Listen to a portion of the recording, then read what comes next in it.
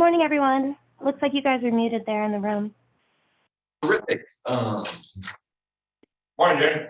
Okay, Morning. I passed around the attendance sheet and, excuse me, as I will take my turn doing the minutes today. Oh, you are doing them? Or are Okay. you gonna? Well, I was going to, because I wasn't sure what Jackie out, so I am happy to, that's why I brought my laptop if you Oh. want. Bless your heart. Okay, As long as I don't. Yeah. okay, thank you very much. I wasn't going to ask you somebody else, Yeah, but that makes it so much easier. yeah. Thank you. System. But I will take the attendance so that you have that. All righty, I'm gonna officially call the meeting to order at 8:33 this morning. Thank you all for being here. I'm gonna start, why don't we start with Tracy here, introductions and go around the room, and then we'll go to people online. Okay, Council President Tracy Hensley, I'm the liaison to the commission. That's Councilor Barwood. And I'm Bob Cameron. I am the chairperson for this traffic safety commission. Spencer Pollock, Public Works for the city of Canby. Eric Van Zant, member. Karen Bryant, member of the committee. AJ Miller, Canby Police Department. Deanna Balcar, vice chairperson. Kelsey Greer, resident. And welcome. Thank you. Online, Jennifer, Good morning, Jenny Driscoll, committee member. and we have A phone number. a phone number. I think that's my fault. I'm going to disconnect and reconnect so it isn't showing up separate. I'll be back in 30 seconds. All right. Okay, do I have have everybody had a chance to look at the minutes? Haven't I got a copy for somebody? You have a copy for Gary. Yeah, I put another copy for that. Sure, I had a copy. Excellent. Oh, Here, Gary. yes, thank you. I made a copy for Gary. Oh, here it is. Okay, that was it. That was a guy. So is there a motion to approve the minutes or to amend the minutes? But we need a motion to approve the minutes first before we can We have a discuss. forum, right? Yes, we have a forum. 1, 2, 3, 4, 5. Okay, Make a motion. okay, Eric. Is there a second? I'll second that. Gary, discussion? If no discussion, all those in favor of approving the minutes, say aye. Aye. Opposed? Aye. Okay, approved. Thank you very much. Citizen input, we have 2 citizens.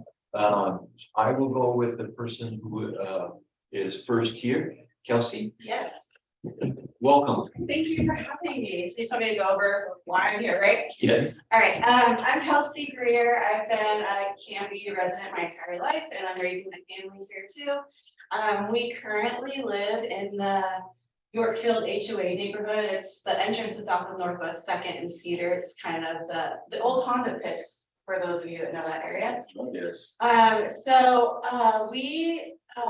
on the board for our HOA. And we've gotten, yeah, can you see it up there? Yes, so Northwest Cedar, and then it goes all the way into Northwest Third, so that whole corner there. And we've gotten a lot of input from residents over the years, that our traffic down there has increased. As you can see, I think the number is 136 homes that are down there, and they're all single family homes and townhomes. And cars line the streets because they're mostly 1-car garages, and it's just really hard to see anything. And with the speed limit, it's just like the regular rest of the city, 25 miles an hour, kids jet out. It's just, I can't even tell you how many people have almost hit children. And it's to no fault of their own, you know, they're going the speed limit, but there's just so many cars and so many little kids down there because it's, you know, it's an area for younger families, you know, with the price point down there. So our ask is if there's any way that we can do something to solve they're not necessarily speeding, but slow down the speed down there. So, you know, we've thought of as like, would speed bumps be great? And then we're like, there's so many kids riding bikes down there. I don't know what the answer is to this question. Or maybe it's some sort of speed reduction. But we don't know what's possible. So that's why we're here, just to ask you guys your thoughts and if there's anything we can do about it. No. Just to help me clarify. Mhm. You're talking about, are we talking about one specific road in So, this neighborhood? yes, so Or are we talking all of those roads within that whole? So that circle that you're doing right now with your arrow, that's the specific part that we would like something to be done. All the other little side roads are either, that one right there is private, nobody really drives down there very fast anyway. It's the main roads. So second and. Second and first, that loop, that big And Birch. kind of cul-de-sac loop. Is there still a stop sign at the corner of Second and First where it rounds the corner there? There used to be, I don't know. There used to be, it disappeared and then we actually got it put back. However, I've gotten reports from neighbors that it's not really followed. Because the city did put it back up, but there wasn't any like signage saying the new stop sign or traffic change ahead. There wasn't really any of that was put up. Is it down at the, It's at Right the now? very end, right there. oh, there's a stop sign. See how there's a white line? There was a stop sign that used to be there, but then Oh. disappeared. I don't know, somebody ran it over or something, and it's back now. But I've been told from residents that live there that it's not followed too well. So anyways, as you can imagine, it's just kind of like this huge cul-de-sac. And the picture you have, there's not cars out there because they're all at work right now, but usually it's Usually. completely lined. Yeah, did. yeah, Yeah, I used to live in that private road up the top townhouses above. so yes. I know the area Yeah, very there's well. something, yeah, and that private road above, that belongs to us. Like I said, it's not really a problem. People go super slow because it's super narrow when all the cars are there and that's not really where the kids are playing. There's that green space, you see there, that's got a basketball court and it's great for dogs and everything. And then on the other side on First, there's a nice park that we have right there. And, it's great, but when people are coming home from work and like I said, I don't think they're actually speeding. It just feels like it, 25 is pretty fast when you got beautiful summer days and everybody's outside. That's especially with having to go down the hill Yes, to enter. I'm sure everyone just naturally picks up a little bit of speed Yeah. without even trying. for sure, yeah. And we do see, like, you guys patrol down there a fair amount, because it's right by the police station. But even so, we just feel like it needs something a little bit more. As I might have tried to explain in email to you. Our practice is the first month the person comes to us, we listen and we think. And then what we will do is put this on the agenda for next month so that we can have a more educated, instead of people just shooting out ideas. We want to visit and we want to think about it. This is a perfect time to do that, because like I said, it's gonna be nice outside, but please come down. I encourage you to come down like after school time. Actually, school's out in 2 days, so you can probably come by anytime, but in the evening, if you're getting home from work, it'd probably be the most ideal, like 5 or 6 p.m. Just to see what it's like down there.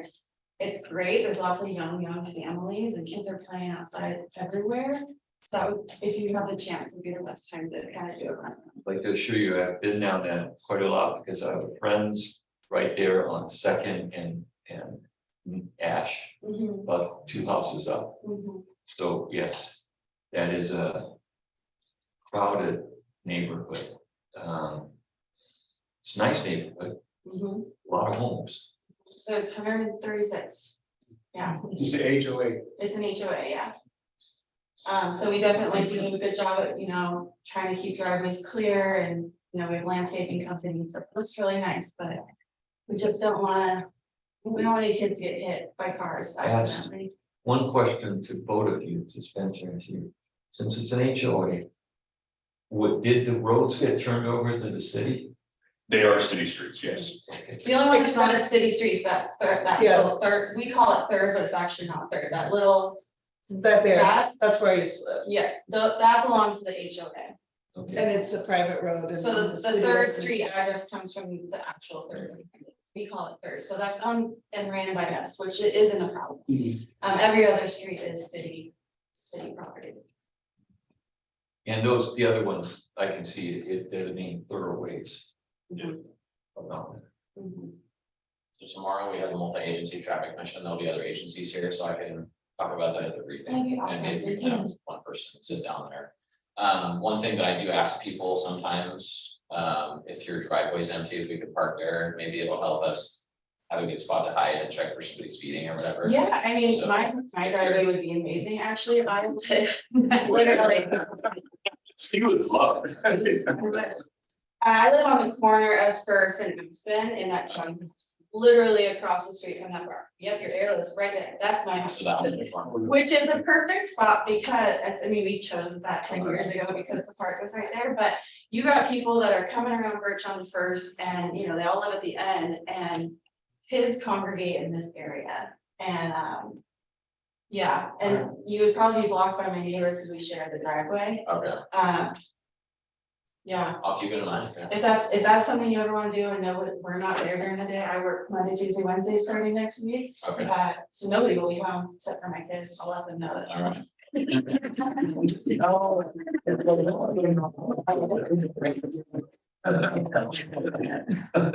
Even if you can't do a driveway, even on that North Aspen Street right there.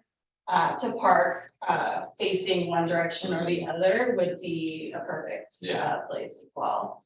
Anywhere on North Aspen, really, even the hill going up, more north, that would be a great spot too. The other thing that I can just, we're not supposed to offer suggestions, but I think it's a general information form. Your HOA can recommend and go online to the Canby Police. And there is a form that you can recommend off the thing that will allow them to put their speed wagon, Oh, I had no idea. the flashing light. Yeah, so it'll show their speed coming, whatever their speed is. It'll show. Should I do that or? Yeah, you can. Now that I'm at this meeting, does it matter or? You can, yeah, like he said, go online, fill out the form, and then we'll put the radar trailer out wherever. Now, it won't last forever.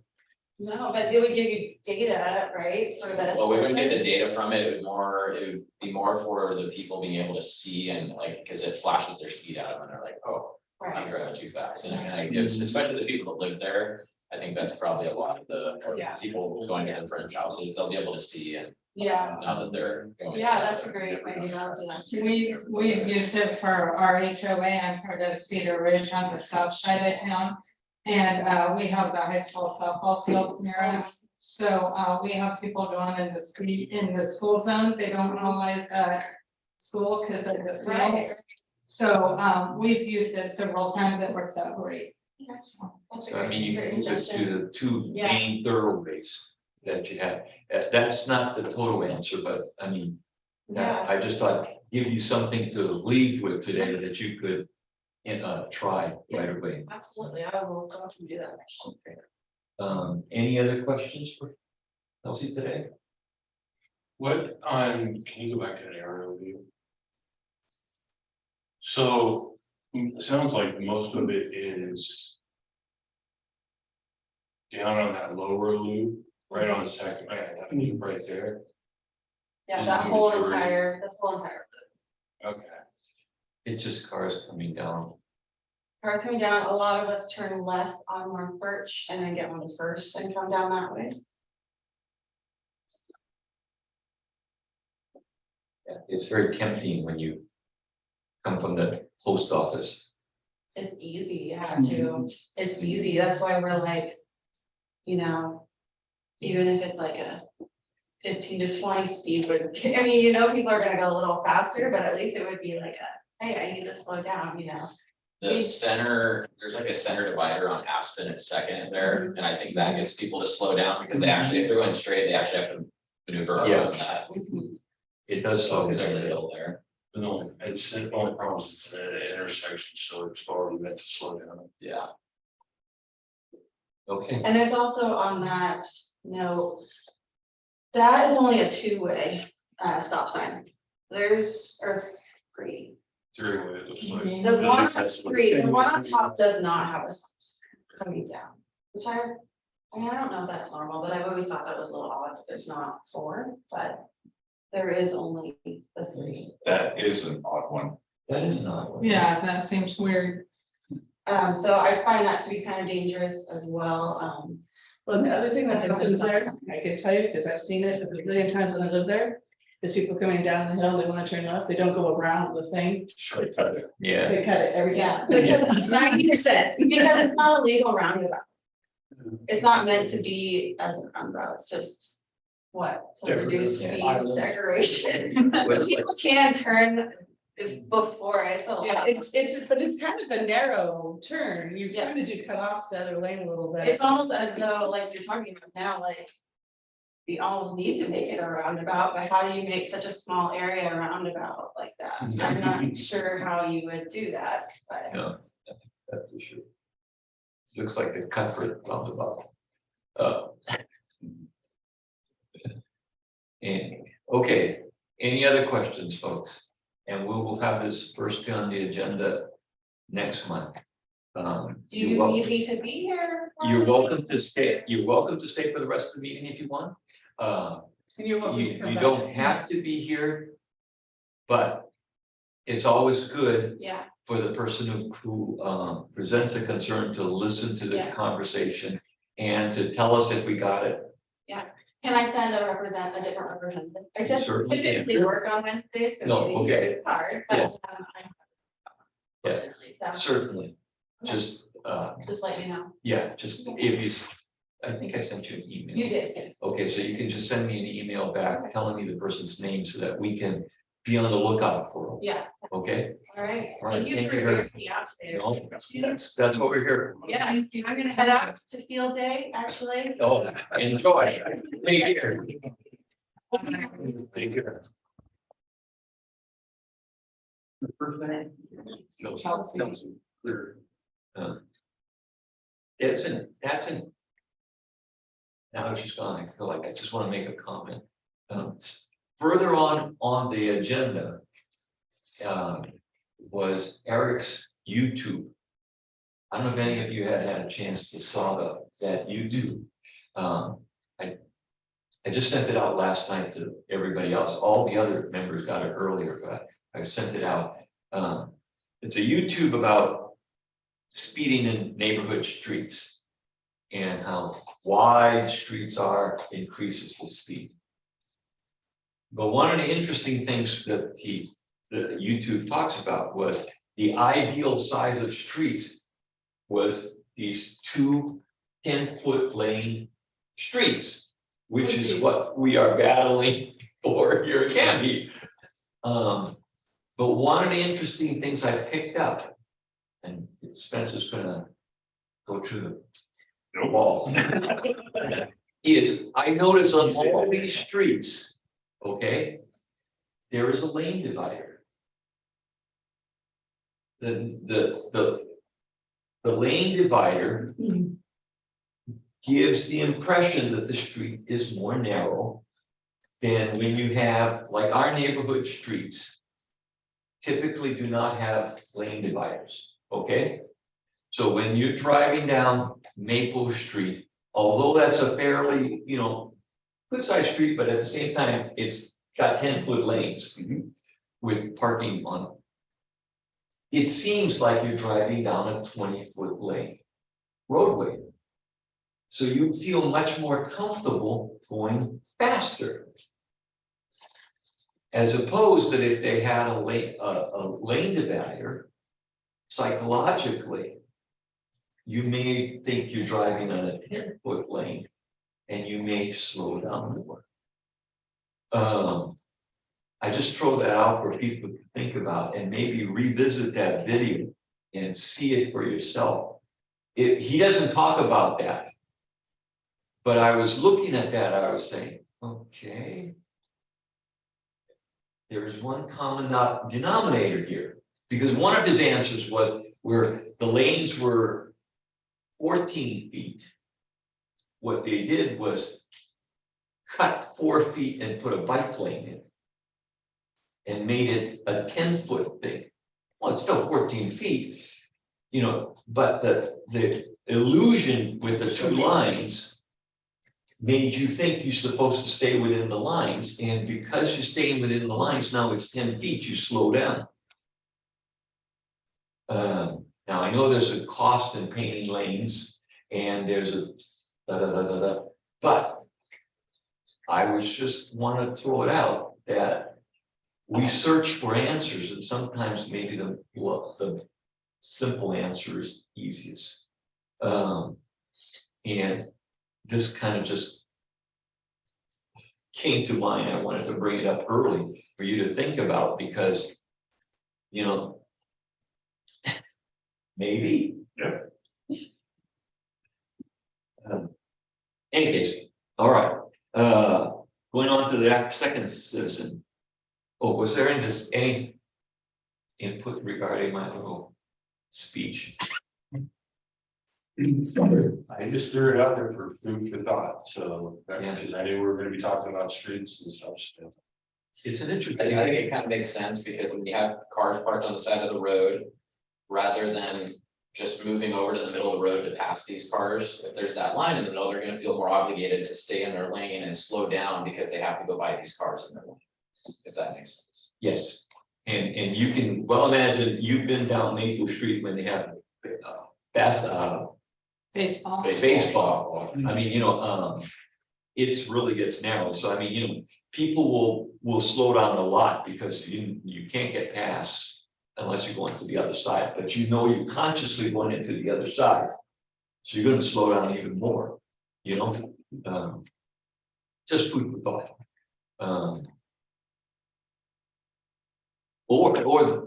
And the other one, talk about, must have finished.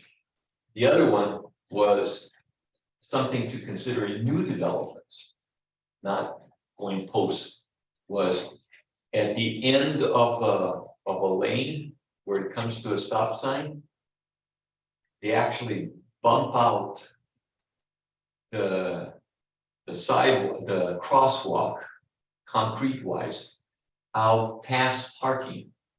So for about 2 feet before the intersection, you actually have no parking. And because the concrete is bumped out, so that when you're coming down the road, you actually see a narrowing of the road right away, so you're gonna be even more slowing sooner. Just Trying to think off the top of my head, I'm blanking where, I know we've got them in town, I'm trying to get them where one would be. yeah, I I'll don't, be honest. In a neighborhood. Anywhere. I mean, down, Yeah, where they've got a pedestrian bump out. downtown Downtown has. I think downtown has them, because you have that, you know, that you go into the parking on, So like- Like that. yeah. Something like, yes, exactly, but you can see how you would slow down a little bit because, and you have pedestrians having a little bit safer crossing the street because there's a shorter amount of room that they have to walk. There, exactly. Now, that's an interesting standard to think about in all new developments, you know? I don't know if I've ever seen pedestrian bump outs like this in Neighborhoods. neighborhoods. I don't know of. But can you be more than happy to start the trend? But you know, but there's nothing. That would be, in fact, that's even more legal than what you call anything else, right? Because, I mean, you're not supposed to park right up to an intersection anyway.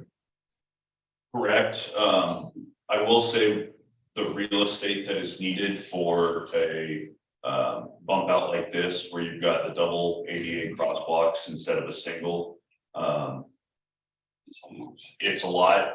It always gets filled with shrubs And I don't know how many times you guys try to drive down First Avenue.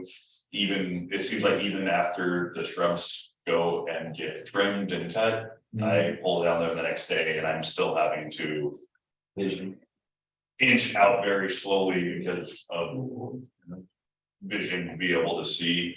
The other thing that I will say from a maintenance standpoint, trying to sweep this area, the sweeper can't make these corners. Better than Second Avenue. It's but- better than Second Avenue because they're slightly radiused instead of the sawtooth. Sawtooth. But so we're constantly having to go out and blow out these areas for the sweeper to go. So it's just an increase in maintenance. See, that's the advantage of having you here. You know, I mean, we need to consider all of these sound like great ideas, but there's also some downsides in them. And that we gotta take into account. Okay, all right. The second person was Bruce Holters. And he sent me, he couldn't make it, but he could send an email. I think we read this last time. At the meeting, and this is in regard to the traffic, the current traffic light controls at the intersection of 13th and South Ivy. The lights to make a left turn off 13th onto South Ivy are set with a yield to oncoming traffic instead of a dedicated turn. In the afternoon traffic, the amount of oncoming traffic can get so busy that a left turn from 13 to South Ivy is nearly impossible to make. I have actually sat through 3 cycles of lights with one car able to make the turn during the light cycle. The intersection needs to be reprogrammed. The bottleneck has become so frustrating, I've begun driving through Toffee Farm residents to avoid the light. And that we know is, You know what happens. we know that that's exactly what's happening, and the example is Lurch. Where we've gotten a lot of complaints from. Any thoughts? We introduced this last time, so this is the week to discuss it. I mean, the options that we have is based on what we have currently available to us. I mean, would be to make it a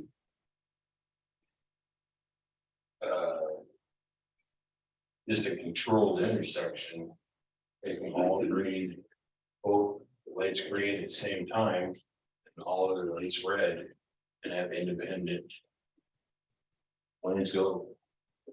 That's one thing I. The only thing it would be to completely overhaul and upgrade the entire traffic signalized intersection. I know that's been a plan to do. Originally, we were 5 years ago, it was kind of on the plate that we were gonna do it roughly around this time. The reason why it got pulled was because of this vacant lot. We were waiting for the development to go through. With that kind of falling off, that project didn't ever happen. There's been a couple that have come through with it.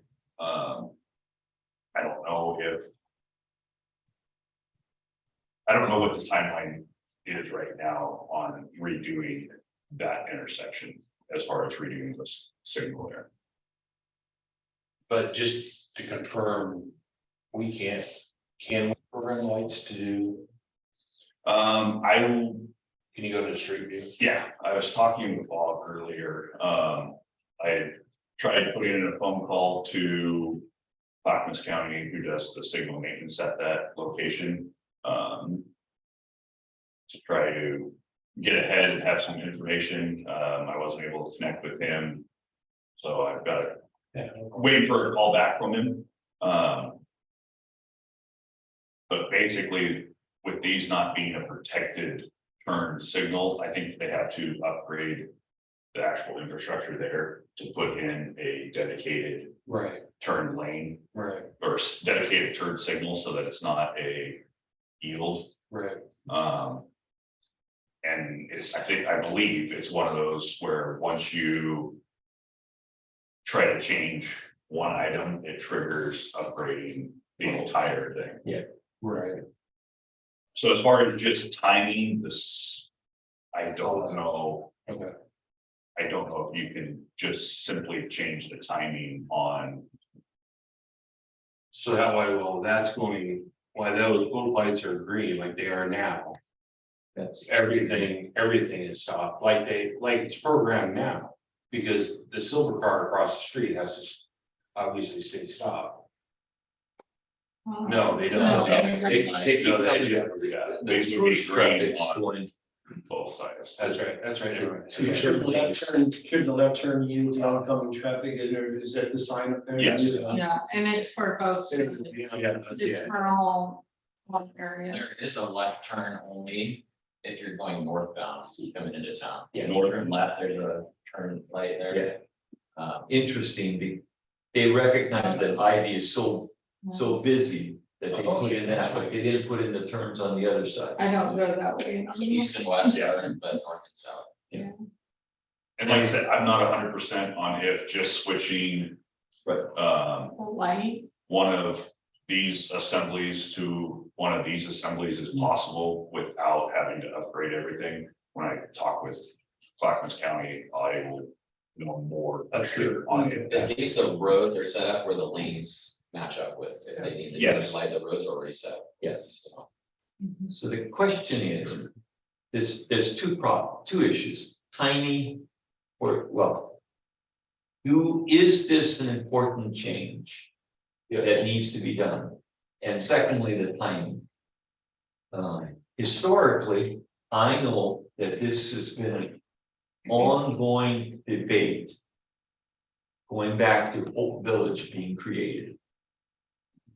You know, and now we have oodles of homes.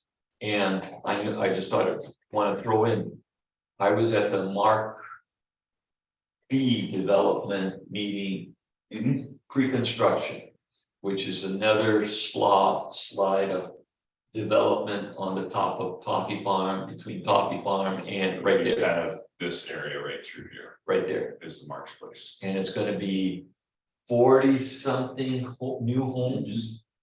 The reason why I bring that up is that just makes that area that intersection much more busy.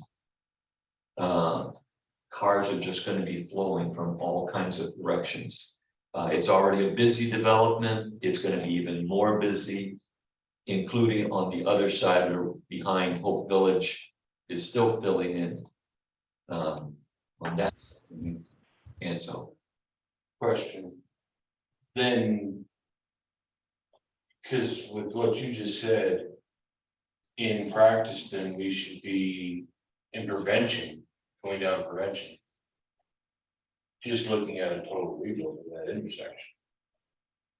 Cause if you just add that little new light, yes, it'll be good for today. But it won't be good for, tomorrow. I just think I would strongly recommend to us that we advocate for the city to advocate for a quicker resolution of that intersection.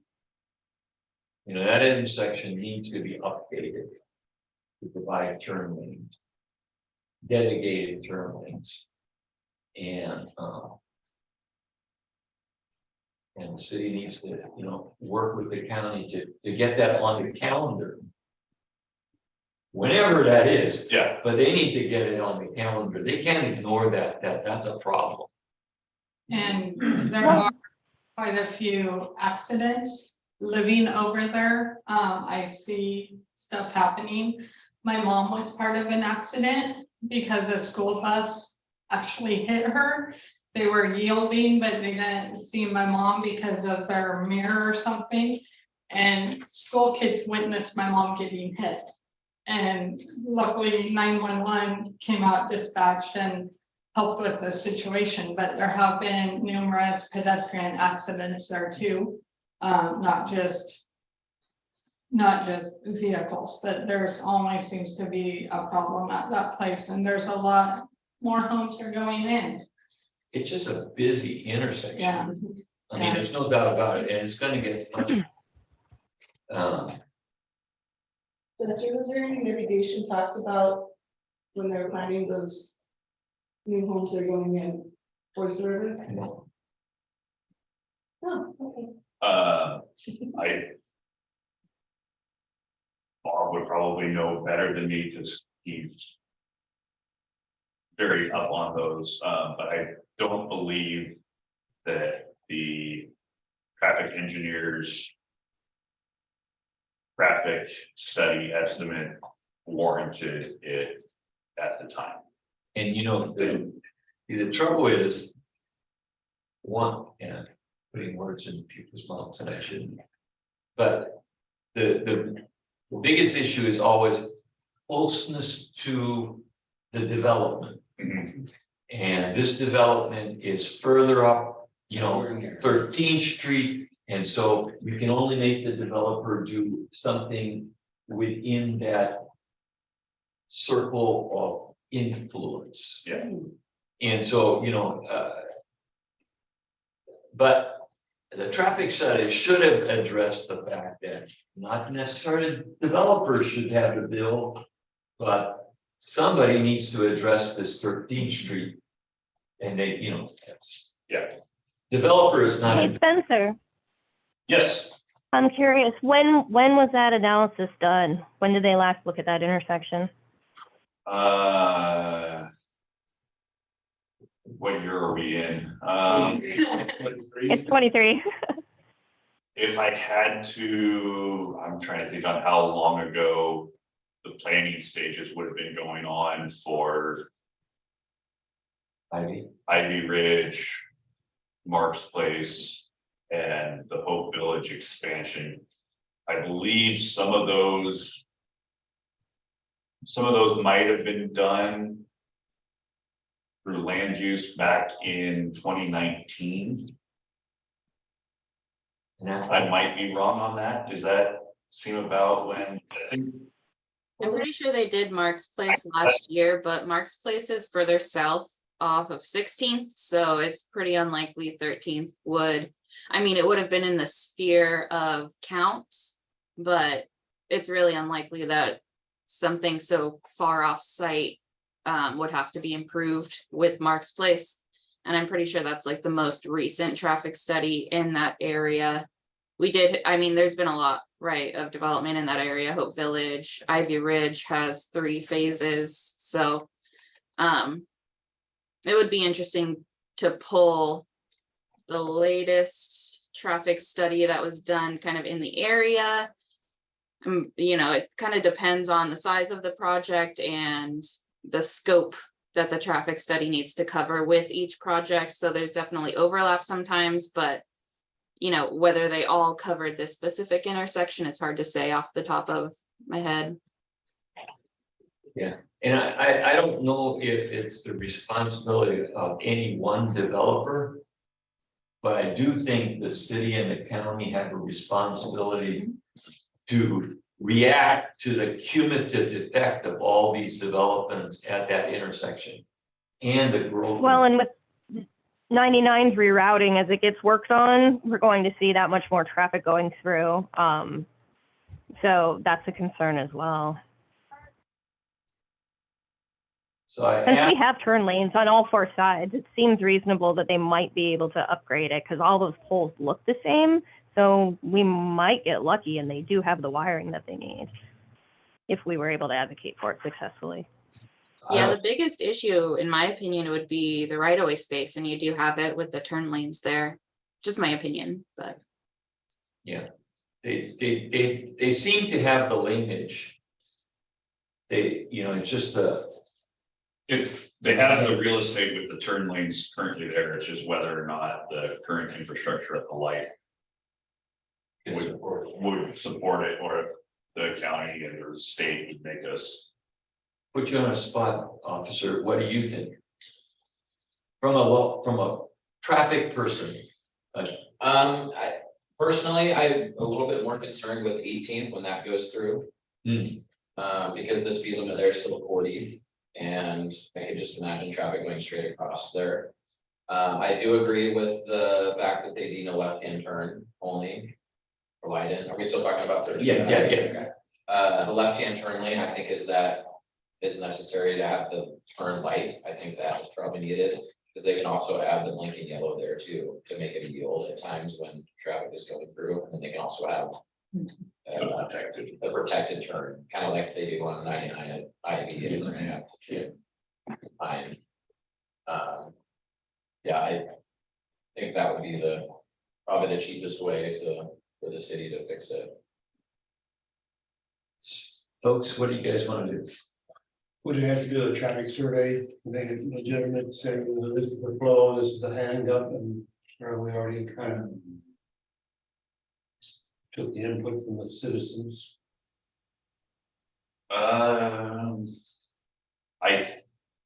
I mean, a traffic study is always going to just be more evidence, whether it's what we want to hear or not, I don't know. I would say, let me talk with the county's signal director and see what the options are for sure on if it is a complete rebuild. And then we can discuss next month. if that's okay, I apologize, I wasn't here last week when you guys brought this up. We'll put it on the agenda for next month, and if you can do some research, I suspect, folks, we're an advisory committee. So, you know, what ultimately, if we choose to do something, which I think I personally would recommend that we do, is to write a letter to the city and encouraging them to work very quickly with the county to try to come up with a timetable to get this intersection, you know, changed over. Because I don't think any of us, am I reading you guys wrong? Nobody thinks that this shouldn't have a designated turn lane. My other question would be, is this in the current TSP or is it something that's going to be in the new TSP? Ooh, that is a good question. And you know, but to wait for the TSP is at least a year and a half. Well, how fast do you think that's the construction's gonna happen anyway? Well, yeah, but I mean, if we wait till the TSP is formalized, that means that the recommendation to do this is a year and a half out, and then you put the construction on. As opposed, if we move on it now, then we don't wait a year and a half to get the TSP changed. So I hate to, you know, Is it in the current one, do you know? Yeah, I don't remember seeing it. on I there. don't remember seeing it. And it is an issue that we should have, you know, it should be in a TSP, but obviously timing is an issue. Because what year is the current TSP, Brianna? I'm trying to remember. Is it It's 11, 12 years old, so I mean, it's old, right? 2010. 2010. yeah. I don't know if it would have been named doubt it. specifically in that document. That long ago. I can look at it, I have a copy of it, and I'm on that committee, so I will look at it for next month. Okay, so think about it. And that's the direction we would go if we choose to do something, and you will do some research. I'll do some research on if there's anything that can be done in the meantime before that intersection gets a new signal, or if we have to wait for a new signal, and if we do, what kind of the timeline would be for that. Yeah. All right, terrific. Old business. I'm gonna put one other thing before we go through old business. Jackie sent out an email about the closure on 99. I'm not too sure if everybody had a chance to look at that. Yeah.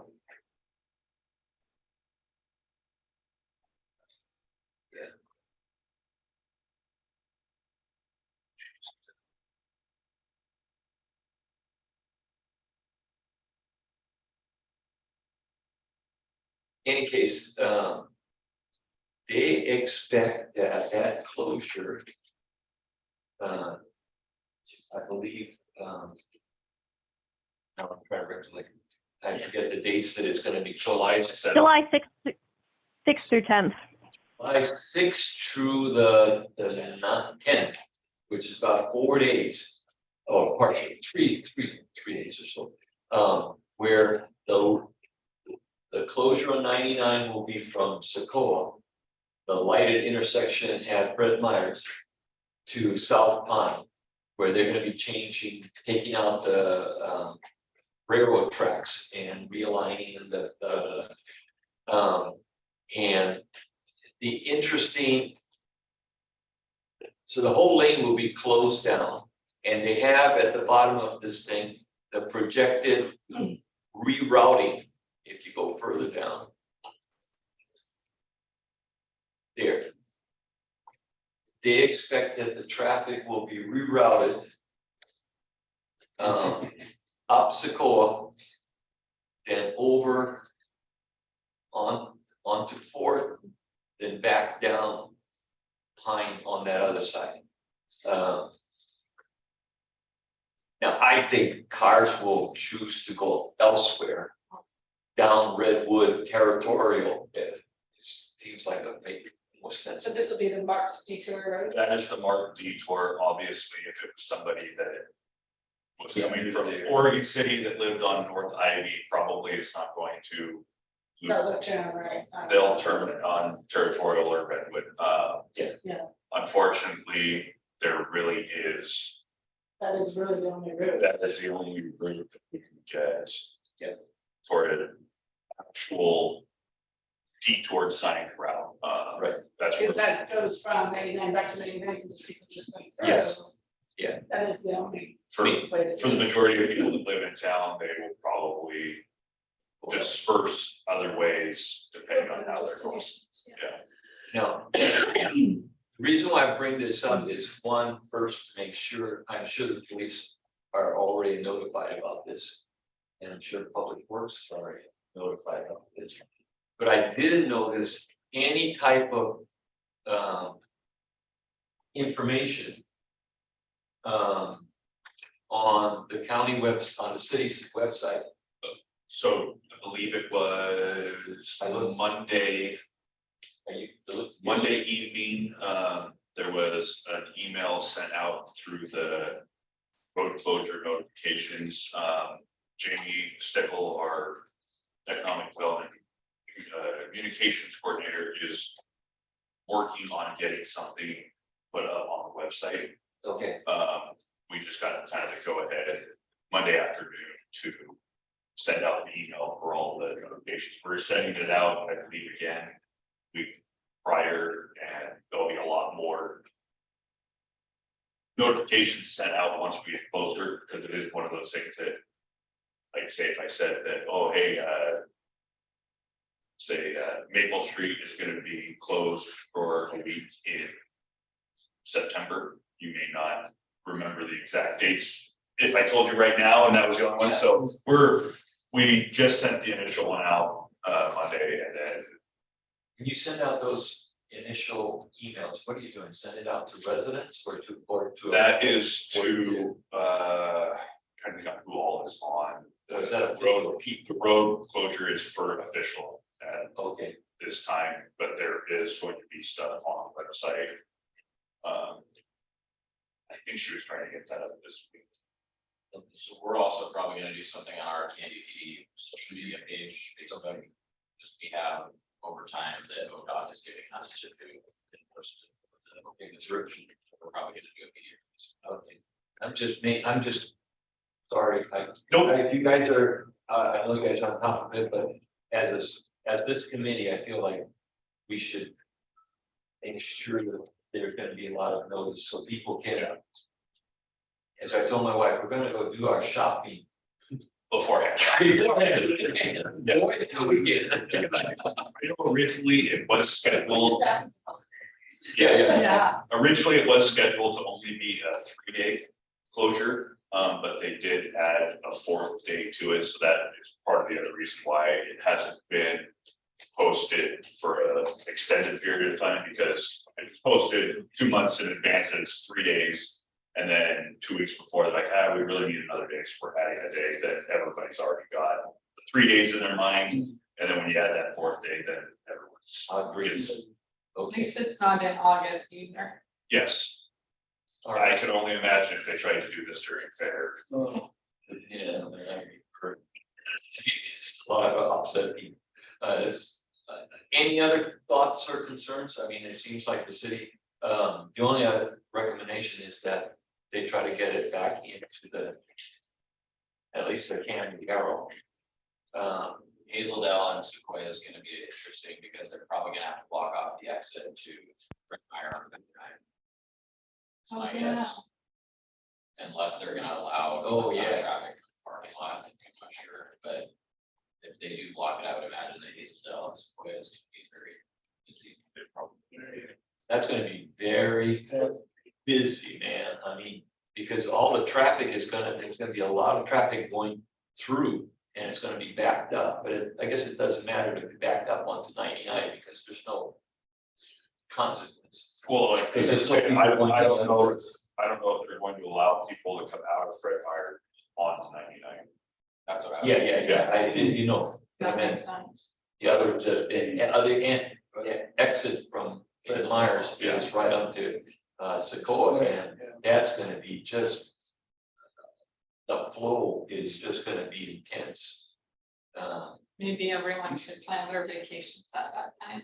Well, that's what I was saying, we're going early shopping, we're not even shopping at Fred Meyer's in those 4 days, man. Not, I'm saying you guys should go shopping at Fred Meyer's, but camera's not going.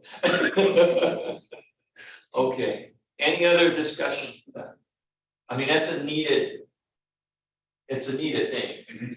I mean, they gotta change those rail tracks.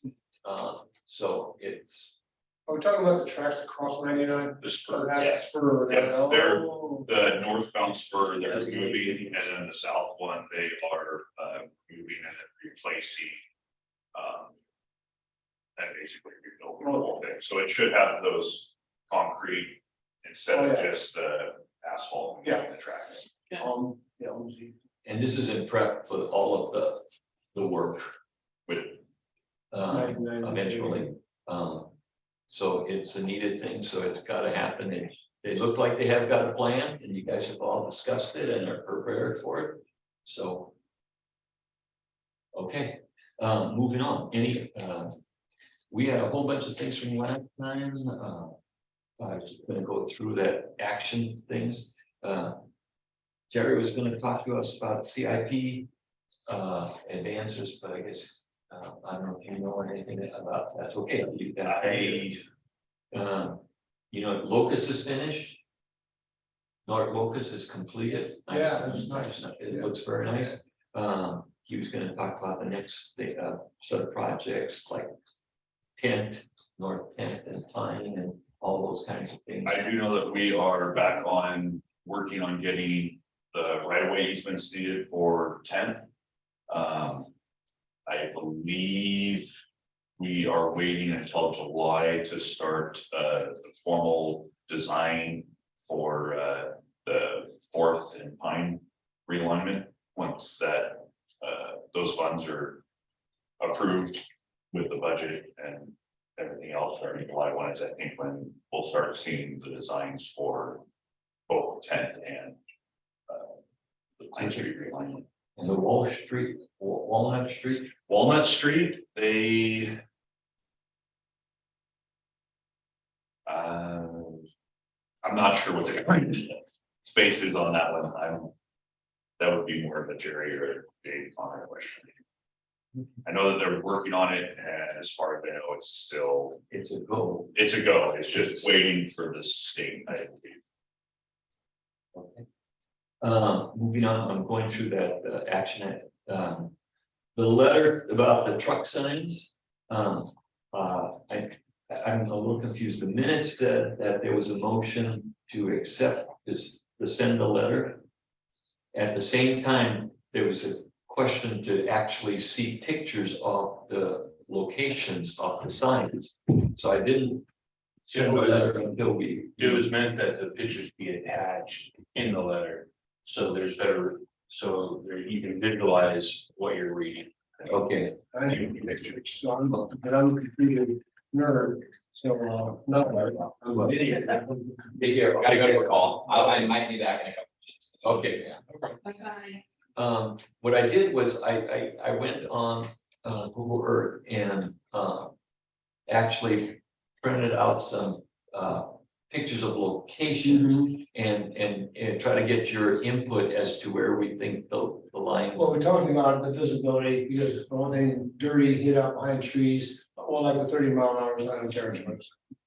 Yeah. But I actually had the distances from the, we wanted to move the signs, so we don't talk to the county, I moved the sign closer to Fur Farms Yes, and make it visible. That's what we're proposing to the county, we need something visible. so And this, then one within a half a mile of the existing one is like within a half a mile of Barlow Road turnoff, which is hidden in the trees, and you have to realize even if you're in your car, you blow right by it. I mean, there's, so this is the intersection of Art Road and. 99 or And oh, yeah, Mike, well, it's the intersection right there that goes to Art Road and Barlow. But this is the, Aren't, and then that's where Nice Bridge. takes Yeah. it, so. so that, and presently the sign is right around that. That right there or around there. And what we were recommending to be a little bit further up. closer to Fur Farms.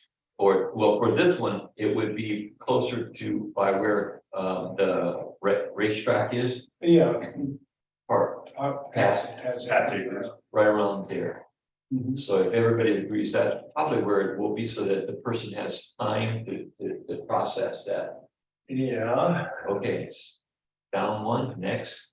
I've got 4 pictures here. The other one was Had one for, right there at this intersection. Mhm. It would be further up by Yeah. the farm. Yes. We would think right there.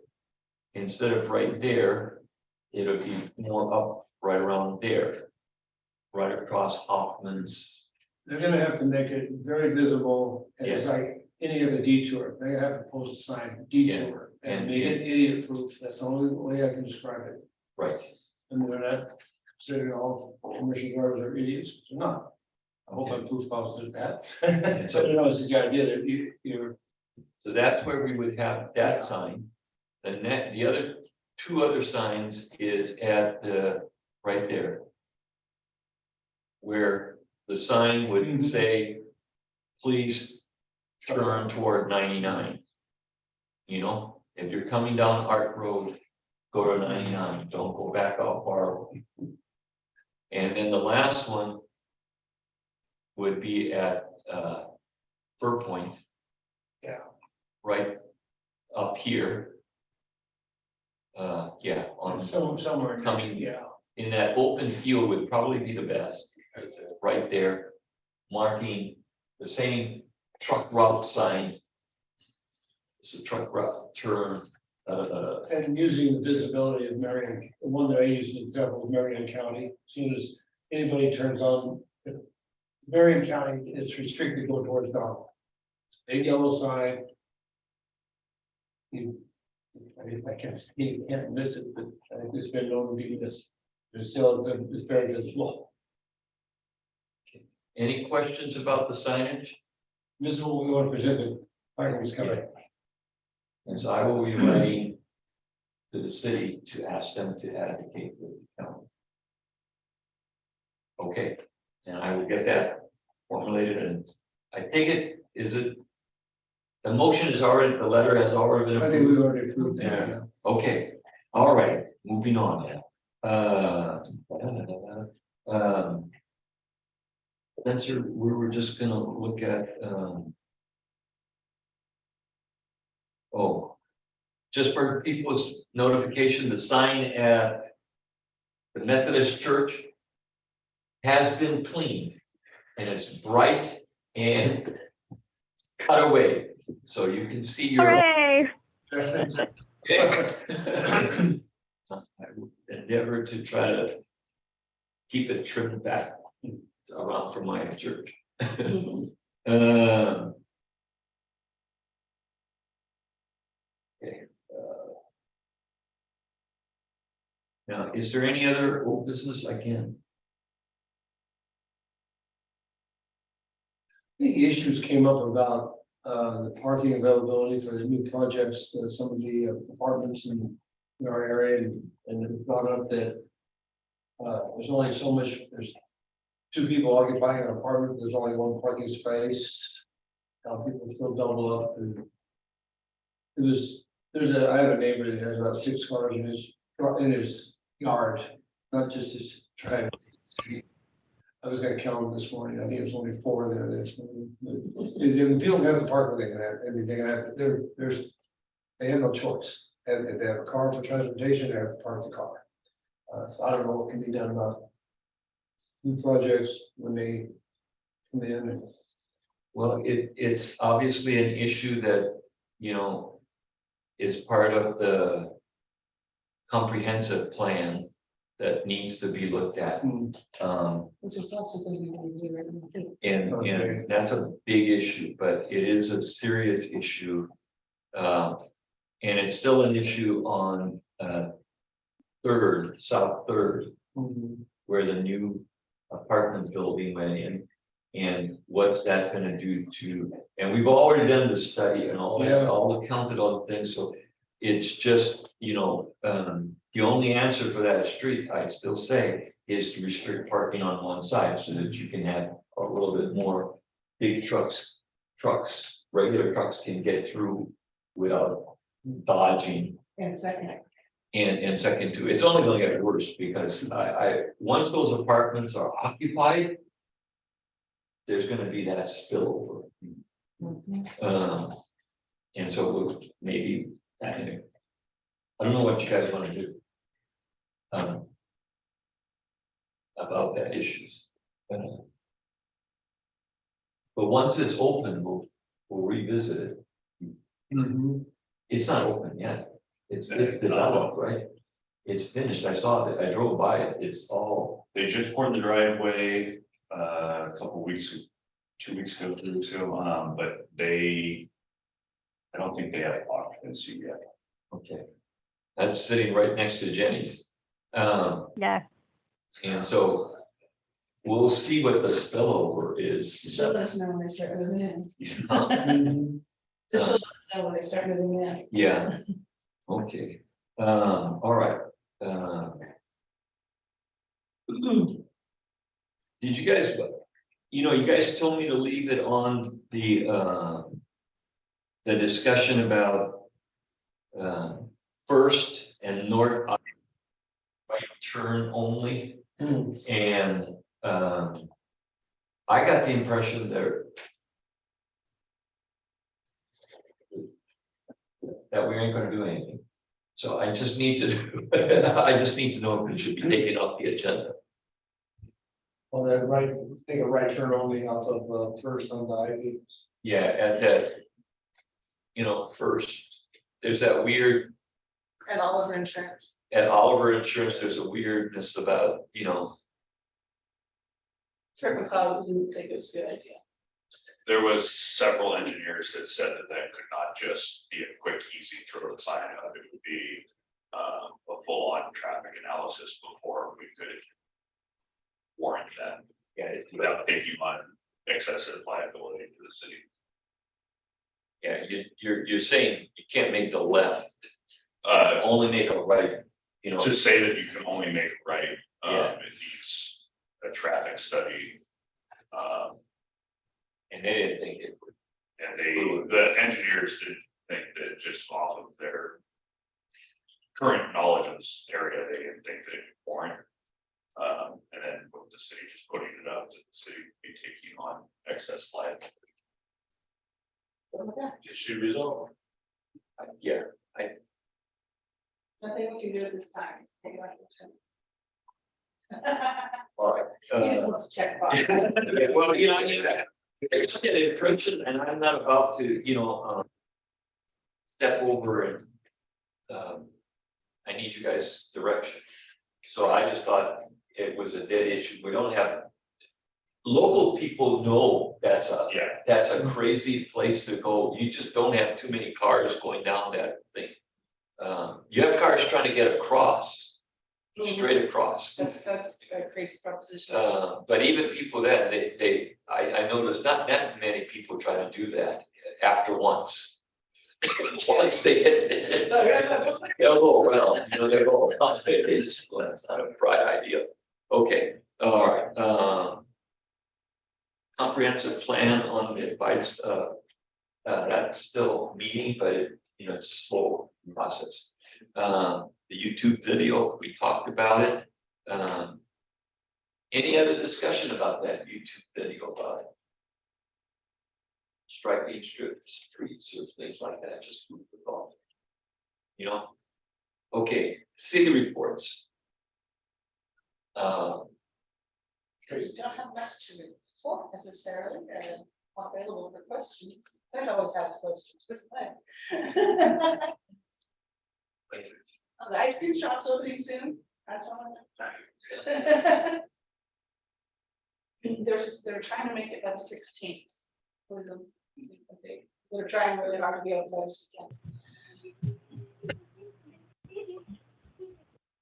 Any other thoughts, questions? Oh, you guys did pass a food cart. Oh, that one, yeah. Is there any movement on that? I heard. Up there, well, is Brianna still on? There are several people interested. I think there's 2 applications in. Did she develop? No, I'm here. Oh, okay. We've held several pre-apps. So what's that? But we've held pre-application conferences for several parcels in the industrial park. But no one's come forth with an actual application yet. Okay. But all of them are at this point focused on the industrial park per se area. Yes. Okay, so none in the downtown area. Not yet. Okay, all right, so there's not a traffic issue per se. I mean. Yeah. Which industrial park? That's Let's quite, see if Up by Sequoia and, So we'll call it there. yeah, it would be a focused kind of thing. Public Works, not too much to report unless somebody has major questions, I think. Talked about, I'm trying to think. the only one I noticed was the striping, you put in the striping at Hope Village. Yes. That crosswalk. Yep, But the one on Baker. I thought they were gonna paint a yellow line. On what Baker. most Baker. Is Oh, that yes, Bob Eberts. yes, Danny, what is it? so typically. It's different machines that we use for doing crosswalks compared to main lines. We haven't. Typically, it's middle of July when we put in the outside striper that goes in the truck, and then the guys go out and hit all of the long straight stretches. We found it's a lot easier to keep straight lines if you're a pickup instead of with a little push cart. Sure. So that will be happening this summer. We ordered paint last week, so I'm not sure when the paint will be here. It's usually a couple weeks out, but it's usually middle of July when we start our full on striping of all of the roads. So that's one of the places. That is one of the places that. Any other discussion for Public Works? I noticed some similarities in Kelsey Greer's situation down there on Second and Third, where there's a sweeping turn, and I'm thinking the one up on North Baker that we're talking about now, it seems similar in the design of that turn and the markings, yeah. It's It's a repeat. It is, yeah, Yeah, it is. as far as similarities. Yeah. And, you know, we went up there, we walked that area, and I know what Dan Ewert was concerned with is. Or the lady that lived on the corner, that was it, she was willing to give up some property just to have, change the sidewalk routing. I'm just throwing this out there, I just see some similarities here that, I didn't know they. So we can prevent a problem before it shows up. Yeah. So we can solve one, we can solve the other. Yes, so I know this development, I believe, started. In the mid 2000s, 2006, That- 2007, when this was started. It might have been before that. It was before I was here. And then over by Dan's at Sixth and Baker, that's been. Well.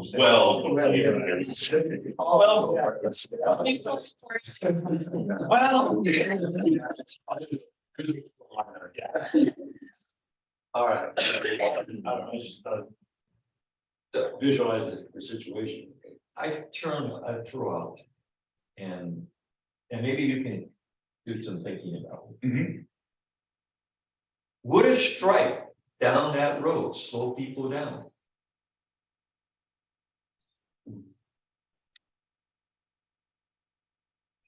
Yeah, just to break it up into 2 lanes, it might.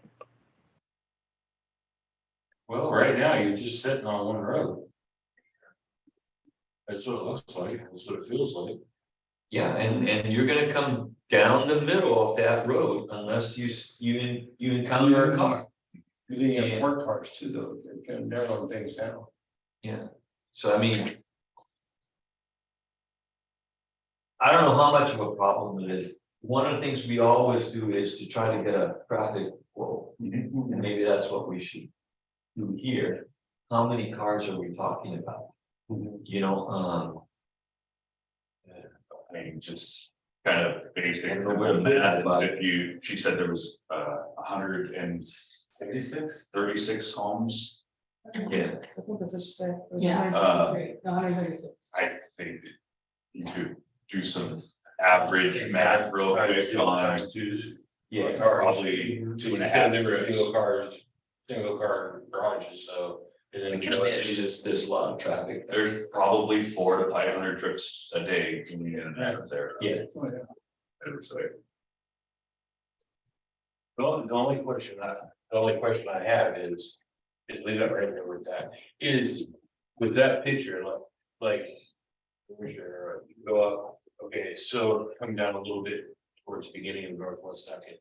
Or, no, Oh, down here. yeah, no. Or where the black and white cars are on the street, Mhm. because if you paint that line right where those words are. Is that between where the car and where the painted line is? Is that enough for a car to go through? Or would that put them into your other situation of driving out around the parked car to get back in your traffic lane, only to another car length away, go around another car? I believe it's a 36-foot wide road, just roughly guessing right through there. So that leave, if it's a 36-foot road, then that means that it has 2 10-foot lanes plus 2 And 8 feet on either side. parking on the side, which is, So theoretically, you stay in your lane. you could stay, you should be able to stay in your lane. Now, Mhm. bikers would tend to be a little cautious when you come in a 10-foot lane and you have a car parked on the side. I know I slow down. You know, but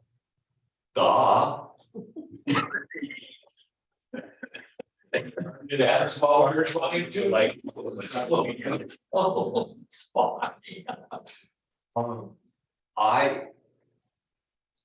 I would throw out for Public Works for next month to consider what is the logistical issues and problems in painting a central line.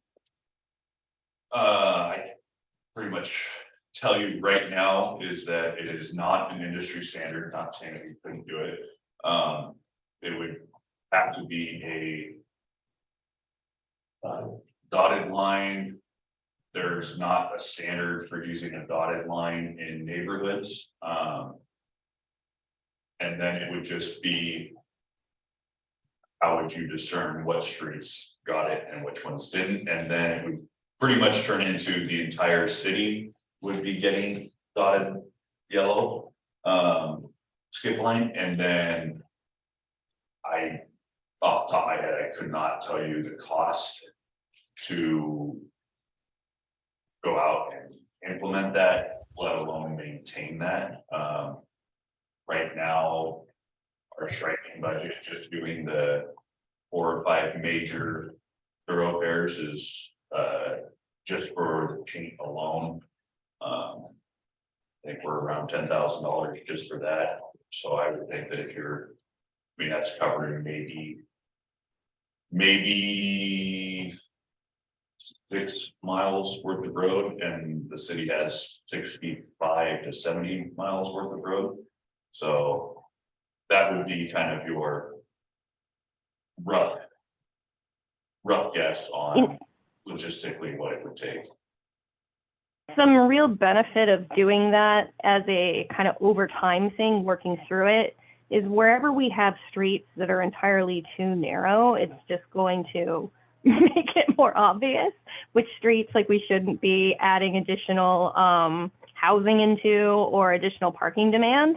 And then it would slow down for some of these bigger roads that were built more recently. It would help with some of the people driving through real fast. But I really personally think that that would be really nice to see, because it would be a clear delineation between streets that are long enough and wide enough to have a line down the middle to discern there are 2 lanes here versus the ones that aren't wide enough to do that, should be perhaps looked at in a different light. And because there's no standard, would it be just a white dot, white line? No, it has to be yellow to differentiate between the 2 lanes.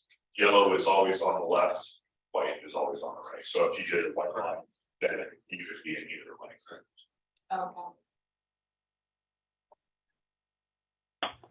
Well, I guess we're not making a decision.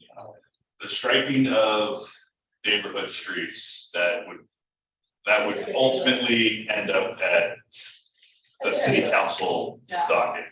I mean, because not only just the cost of the materials, but then just the labor cost right now too, Yeah, for us to go out. it's not something you guys could just add on and be like, oh yeah, we've got free time, let's start doing that. Like, it would have to be planned out and Existing, paid for.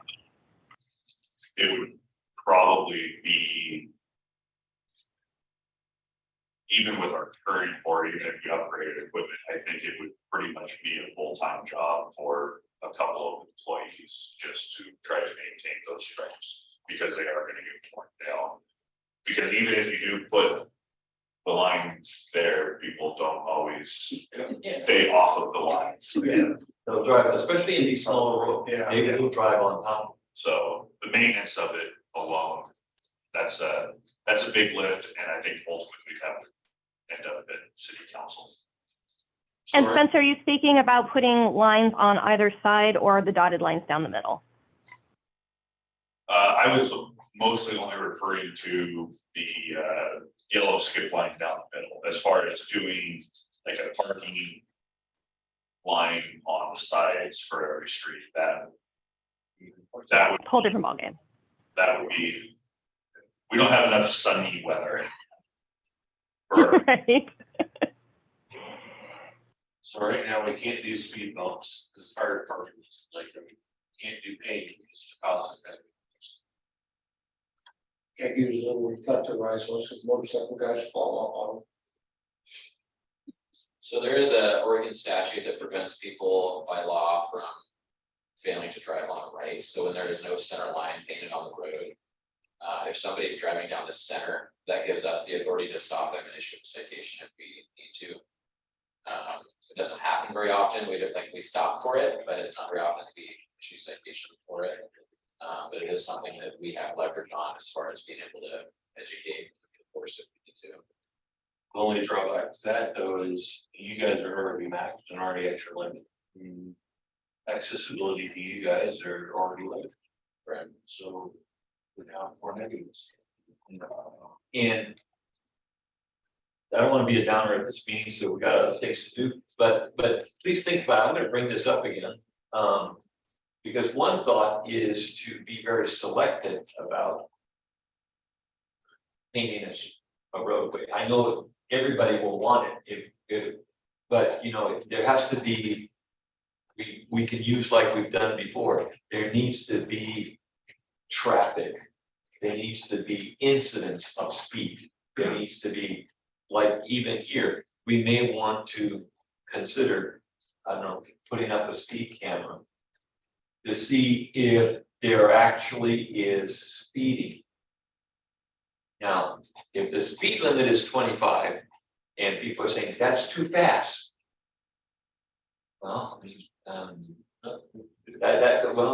can lower it, I mean. But only down to 20, Down to 20, which is, don't get me wrong, 5 is good. I mean, it's increased.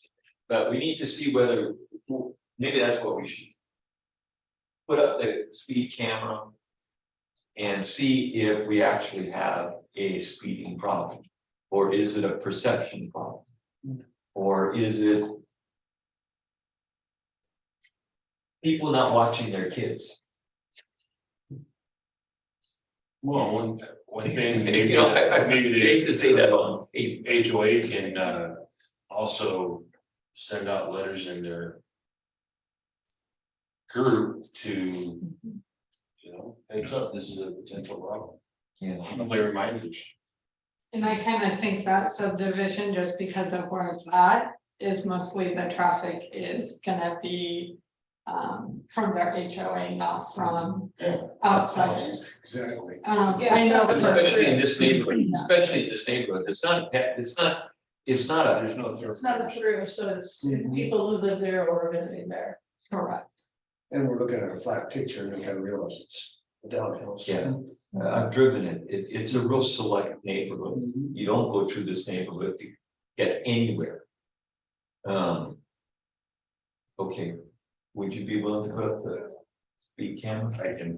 I don't know where, I don't know if you're gonna put it on first or second. I'll have to go and try and see if there's a good spot Yeah, for it to be set up. and I you think got on second down the hill is probably where you get the fastest. That's definitely where you get the fastest. Yeah, Right there. sure. yeah. Okay, Putting it in the park would be the perception that. The park really. all right. Let's move on. Planning? Do you have any report? Nothing huge. Let me see. The traffic study for the beer library has been completed and DKS is reviewing it. So that's in process. Hold on 1 second. Okay. The Dairy Queen is turning into a Chipotle. If anyone didn't know about that. The traffic study for that is, we're waiting for the scope, but it is anticipated to be pretty similar. They're pretty similar uses. Are they rebuilding that building or just taking it over? They're doing some renovation, but they're not doing a demo or anything. Okay, thank you. And the fairgrounds, we're still waiting on their traffic study for their new event building that they want to put up. So that's still early in the process. That's all on my list, but if anyone has questions, I'm here.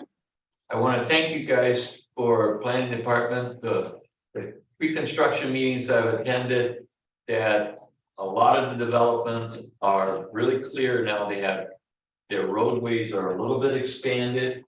10-foot, 2 10-foot lanes and 7-foot parking on both sides.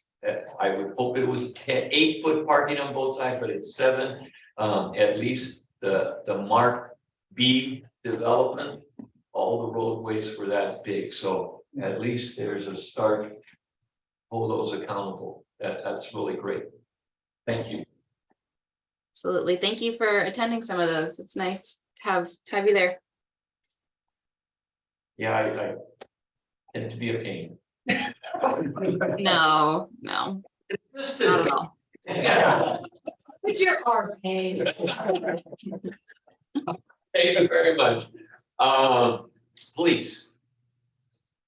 Last week I sent several different reports from January on to May.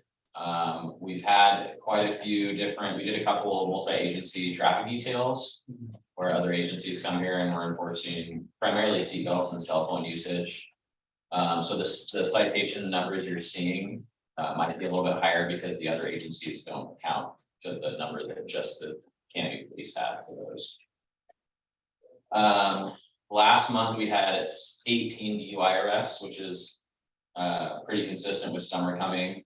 We've averaged between like 7 or 8 a month, and then in May it was 18. So drivers coming around, people are drinking, alcohol, using drugs, and driving vehicles, unfortunately. There was one concern that I had the other day that was brought up to me while I was working the elementary, the school zone. There's for Spencer, the flashing light. I think you guys fixed it. The crosswalk where you press the button and the light flashes. You're driving south, that sign on the right is actually blocked pretty much until you get right up close to it. Okay, school's almost over anyway, but just for We will future next September or give whatever. that correct back. Tomorrow. Wow. We've been spending a considerable amount of time at Territorial and Redwood. I sat there for at least 3 hours in the span of a couple days, and it's primarily people that live in the city are going through the stop sign at 30 plus. And so, yeah. And so And not even going for it, do they not know it's there? I think they knew it was there. They're just used to how the old is, and they just Great habits. They just forget. And so we were gonna put together a collage of, because we ended up having at least 20. Oh, And man. a week or two when we were just, parked there for a bit of time. And so it's gotten better. You guys put out the stop. Getting flappers, the rubber flaps in the middle, and I think that helped a little bit. It's been slowing down a little bit, but in my experience, it's been mostly people over here that are just used to the old ways. Within a couple weeks, I want to say there was probably around 20 ballpark citations we had just for people going through without even, like it wasn't there. They're going full speed. They're not even stopping, not even slowing down. Like it wasn't, like I said, like there. And you guys have nice signage. You've got a big yellow, the orange sign with these things there, so that Technically, that was supposed to come down, I think, yeah. back in May or March. March is when it was supposed to come down, but I've just been leaving it up. Actually like to it. I'm glad you guys have left that orange, because I mean, that. Obviously. To some degree, I think people are just ignoring. There are people that are still ignoring it, that are doing the California roll through it. But the concerning part was the people driving 30 plus. They go autopilot just to get home, and Yes, and we had a number of citizen complaints to the police department that they almost got T-boned, pedestrians almost getting hit trying to cross. I talked to some firefighters the other day that they have to double check every time they go through the intersection because they've almost been hit as well. So we've been spending time out there. I think we've slowed it down a little bit, and I think it's improving, but just to be aware that the intersection is gonna be dangerous. Construction, like I said earlier, we have a grant that we got from ODOT because the state police turned it down for construction in Canby, so we got a grant for $200,000 for the next 6 years for Canby Police to work overtime just for construction projects. So we actually have a posting for the July 6th through 10th. There's going to be a couple of us out there at nighttime and during the day whenever they're doing the construction to make sure that people are obeying the detours and not violating traffic laws. I hope they put up on the lot. So that- Full blockage, wood barriers on both of those sides of the road, and yet. Because they're gonna expect people to obey their little detour signs. No. You guys. So yeah, I just wanted, certainly understand the grant is, so ODOT's giving the city $200,000 for So it's strict enforcement for. enforcement, and part of it also is they like just presence sometimes. And so like if they're blocking a lane or two and they have cones out, they might just want a patrol car parked there with the overhead lights on. Just to help cover some. To help, DOT. yep, just to be visible and get people to slow down and keep the construction guys safe. Part of the grant forms they give us, like they'll put out, hey, we want enforcement this day, we want visibility this day, and they'll just tell us what they want, and then we just put out overtime for officers to go Nice. do whatever they're And asking. OSP turned it down. OSP turned it down, so they have a lot of other projects that you're doing as well, and I think they're understaffed. So the way it works is OSP gets the first dibs on it, they turn it down because of staffing, Clackamas County turned it down because of staffing, and then I got a hold of the transportation region one, which is in Clackamas County, the person with ODOT, and I got in contact with her, and we got the process done, and we have. All right. Yeah, We have your lights flashing, what's that? we have your lights flashing, so that oncoming traffic knows that you're there. So that would be part of the visibility. If we're doing enforcement, it's gonna be, us just driving the area, saturating the area, and then we're just stopping violations as we see them. The visibility start with our lights on so people see us. Sure. And then they're slow. So the last thing was tomorrow, we have another multi-agency detail in town. It's strictly gonna be just anywhere in town. We're gonna have motorcycle units from Clackamas County, Lake Oswego, pretty much a lot of the agencies from Clackamas County are gonna be in town tomorrow, so you'll see an increased presence tomorrow in town. I'm staying.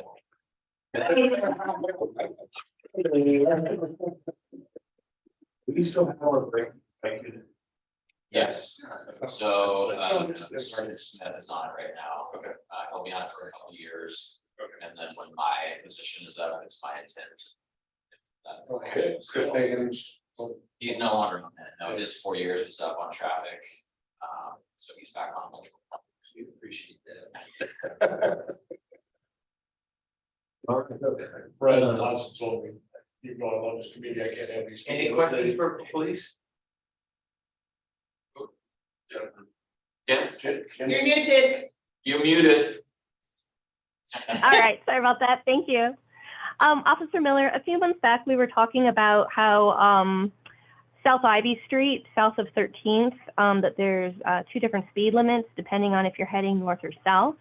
And you were going to reach out to the chief to see what his appetite was for reaching out to Clackamas County to ask if we could sync those up in advance of us taking over responsibility for that stretch of Ivy.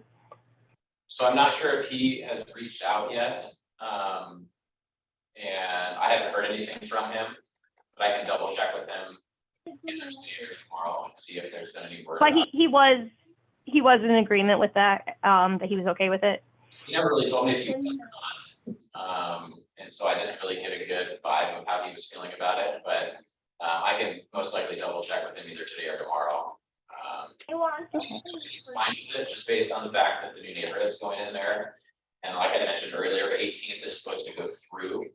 Like if some on this from the southwest side to the southeast side, is that correct? That it's gonna end up going straight through. So, and that's gonna be a 40 through there, and I would imagine it's gonna be difficult for somebody to try to go straight across. Traffic is passing by at 40 miles an hour, so. Yeah. Yeah. Once it becomes part of the city, then it drops down to probably 30. And so I know, that it's not a reason not to move on. I would imagine they would lower the speed there, yeah. Okay, thank you. I had one question actually that one of our officers had for Spencer. So Malino Road is not posted and the eastbound lane is city, and then I think the other side is county, is that correct? Right by Columbia Distributing. Or is it all? No, that is all county. Okay, so We there's don't no have any jurisdiction on land four posted speeds. or anything. It's fully outside the city limits. isn't it? It's completely outside the city limits. So it's still 55. I would assume it would be Okay. general rule. they had a lot of discussion about that. I know at the development time about the planning department had split decisions about wanting to have something done on that road. But it was decided that it was not, they couldn't put anything there because it's a county road. And We've just had a couple people driving 80 plus there, because it's such a straight drive into a road at night, and we had an officer that wasn't sure. Since it's possibly a city street, that if the speed limit was, he just marked it into a 55. Yes. so should we have, they must have some type of speed limit in streets like that, right? It's general rule. For the, It is 55. Wow. That's still pretty A fast, little faster, 2-lane road. but it's not the best road in the world. Okay. Any board comments? I have a concern with, over by Safeway. They are now doing some construction at night. It looks like, and, last night I noticed there was someone coming out of Safeway. And there was someone coming out of, A&W Dutch Brothers area. And I was coming on Burke Parkway turning. And I turned, but the car that was coming out of Safeway did not see me. And they kind of were like caught off guard because the road was closed on their side.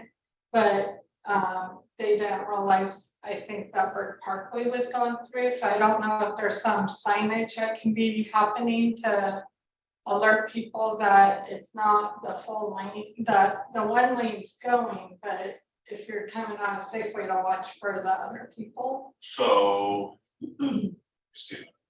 You were coming north on Burr right through here, Correct, and somebody was coming out of Safeway trying to turn south. correct, Then there was somebody else coming out of. out of there, yeah. And the construction was happening kind of, It was like after 9 o'clock. It was like right around 9 o'clock. And so there were a lot of construction people, and I worried because the car kind of like saw me last minute, and so then they jetted out, and I ended up, I was slowing down. But I was just like, wait, there's a bunch of construction people there too, so I'm like, I don't know if we should have that be like right turn only while the construction's going on. It's just hard to see. I guess I would have to. 9 o'clock, that's probably when they were just getting started, so I don't know if they were just setting up their traffic control at that time, or if it looked like They were working, okay. they were working. I'll get a hold of them and figure out exactly, I know that they've got a little bit farther, they just need to make it to this back entrance to the Safeway complex. And then that's what they're doing, Main, and then they've got like 3 or 4 crossings to do with sewer laterals on Burke Parkway there. I think that they're probably going to be done with all of that this week. Okay, so probably won't be very long. Yeah, I just noticed yesterday, I was like, okay, I'm glad that this construction's happening at night. But just the person was kind of caught off guard and kind of was like, what's going on, so. yeah, I'll take a look at what their traffic control plan says on. Slightly harder for me to go inspect it when it's at night, but I can always do a drive-by through there too, Yeah, see if they're actually following it.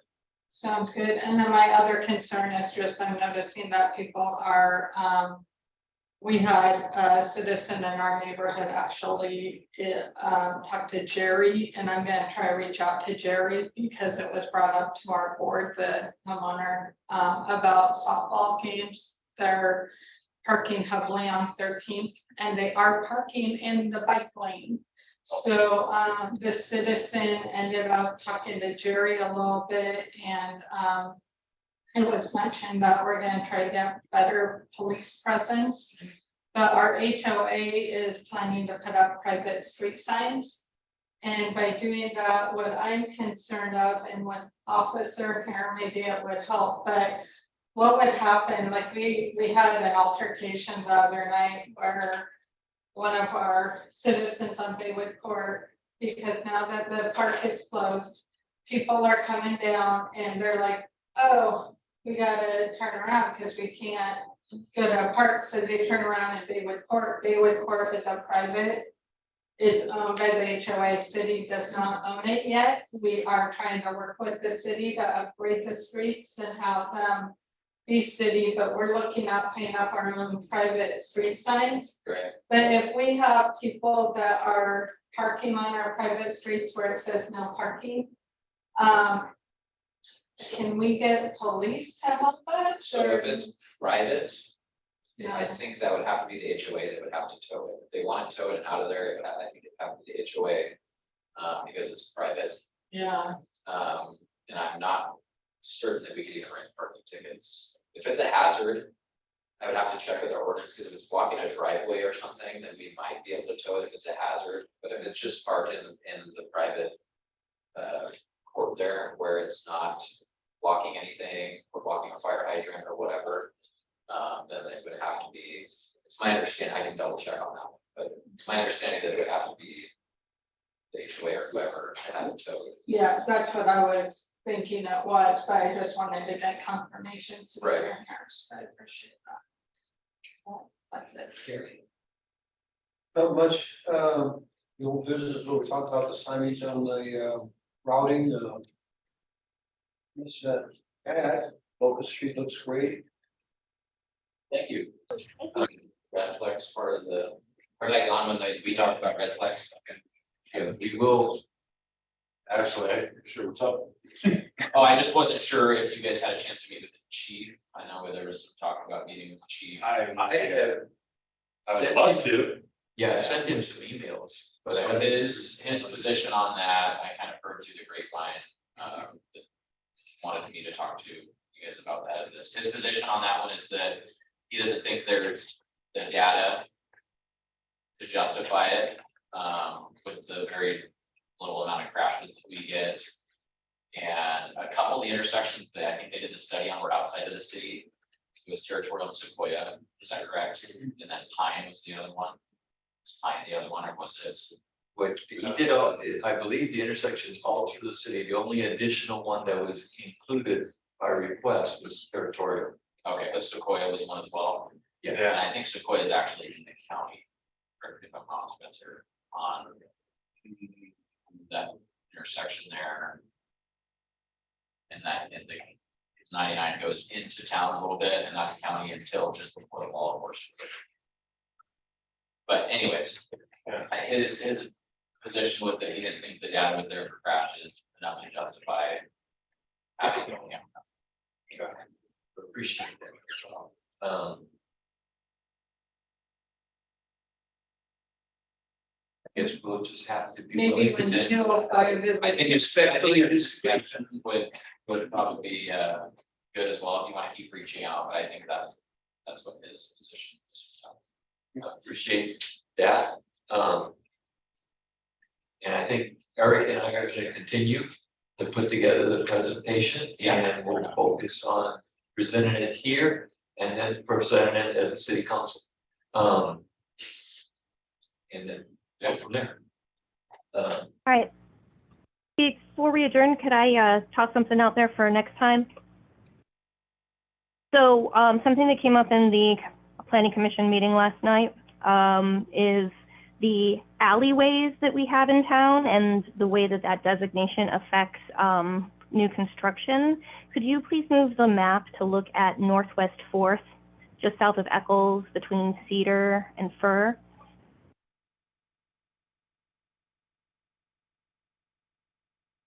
Okay, so my computer's about to run out of juice, but what I'd like you to see here is right where you're at right now. That line, you know, that is an alleyway behind the homes is, in our city code, alleyways are considered streets. That alleyway is 20 feet from property line to property line. currently has 15 feet of drivable surface.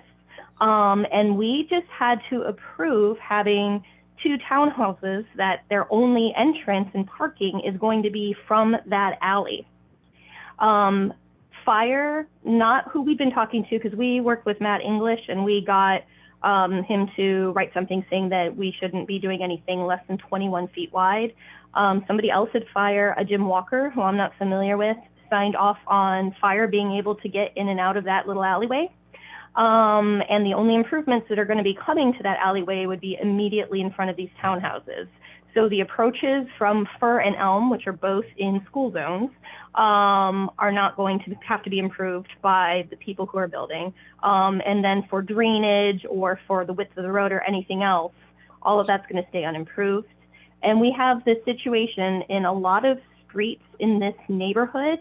And if we don't have a clear determination of if we should or shouldn't be considering those streets moving forward, then everybody else who wants to develop those lots are going to be able to do the same thing and treat that alleyway as a functional street when it is not at all a functional street. And so it's not something that could be addressed and conversed about and dealt with in any way at 10:15, but it is something that I'd like to have a larger discussion about kind of like what the current situation is, what the implications, some of those implications are, and see if maybe we can be engaging Jerry in some of this, Fire in some of this, and just kind of have a consistent approach so that when other things come through, we are working with the best information available for long-term development in that area.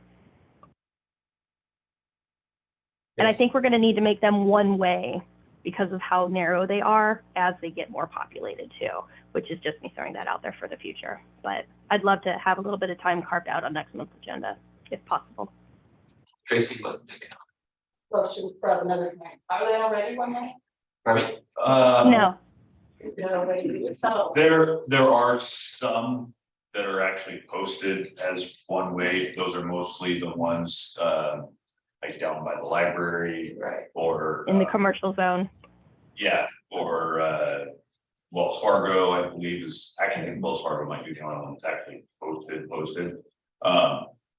Typically, they are such a low volume, that we've never had to worry about posting them. But the standard practice, and I don't know how this got started. I mean, I don't know if it's just the garbage companies for how they do it, but typically the one way is towards Ivy, whichever, if it's on the east side, everything flows that way. Typically, there's not a standardized thing for any of them, but all of them are such a low volume that there's maybe 2 or 3 people that would use them at any given time. Yeah, and that's the problem with it moving forward is we've just set a precedent that can be considered a front yard and that they're going to, you know, that anybody basically could build on it and drive on it, which is not something I wanted to do or anybody wanted to do, but based on the way that our laws are and our definitions of things, we had to. So that's where it would be really worth looking at it and addressing it now before like lots are trying to do the same thing, because it's not a super big deal for 2 more residences to have that as an access. But if every single lot on both sides of any of those blocks start doing those kinds of things, it would be really problematic because it really isn't wide enough to be a safe thoroughfare, in my personal opinion. But I was, you know, that's not the official rules, and the official rules dictate what gets approved. So that's where I'd like to kind of look at for the future, what do we want it to look like so that things are getting approved based on what's realistic and for everybody to do and not just for one-off. So we'll put it on the agenda for next month to look at these alleyways. All right. And guys, I'm so sorry, but I'm here at home because I've got a contractor here, and so I need to go see them. So thank you all for your time today. I appreciate everything. I'll see you next month. Next one, yes, just note, the alleyways is a project that's kind of already being talked about, improving all the alleyways is part of the renewal. We were just talking about last week at the renewal meeting. Fantastic. So Okay, cool. that's been a problem throughout the city and. Yeah, I'd just love to learn more about what we already know, what the, you know, and like what if anything, we would be doing about it moving forward. Yes, okay. But yeah, that's all. It'll be on the agenda. All right. Thank you. Eric? Or you know, My only other concern, I want to just drop, I could start time, there's on. By the theater, fourth, I think it's third or fourth, that comes across from, if you're coming down Knox, third. Right there, that intersection, right there, right, not an intersection, that Knox coming across. There is a car that parks, as you can see right there. Right there, and it's a monster car. Usually the big truck is parked there, and you cannot see coming down Knox. You have to actually come all the way past the bike lane to see down Third. Because cars do come down Third for that, toward Ivy. And there's no yellow. So they park as like right there, they park right to the grammar. the strip. The 88 strip. Now today they got a small car. Well, this is an old one. It's an old picture. Usually they have a big black. You know what I'm talking about? I believe they have a food truck. So say, Yeah, food truck. Yeah. And I really don't want to pick on people, but I do think that that's too. You can't see. Well, the problem is there's nothing, I mean, you can't put a red stripe there, there's nothing to. I can go out and measure to see where there, we do have restrictions on how close the intersection you can park. So I can look and see where that's at.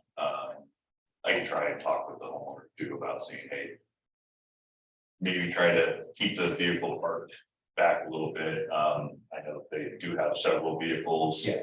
And they probably don't want to park in front of their neighbor's house exclusively, so I'll do that. They're trying to park in front of their house. Yeah, Or you just rotate their cars, make sure this one, instead of having these big monsters sitting there, you know, which you can't see, you know, I mean, that is a problem.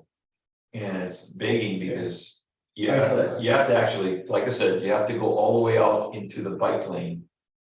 If you're coming down to see, and then of course, then you're blocking people turning. Because a lot of cars turn up Knox too, so it's precarious. Anyway, all right, any other food for discussion? We had a lot to talk about this morning. Thank you all for participating. Our next meeting, I believe, will be July 12th. So please mark your calendars and thank you very much for coming. Yes. I will not be here July 12th, so I will make sure that Gary is, and I will brief him on everything that I'm supposed to get back.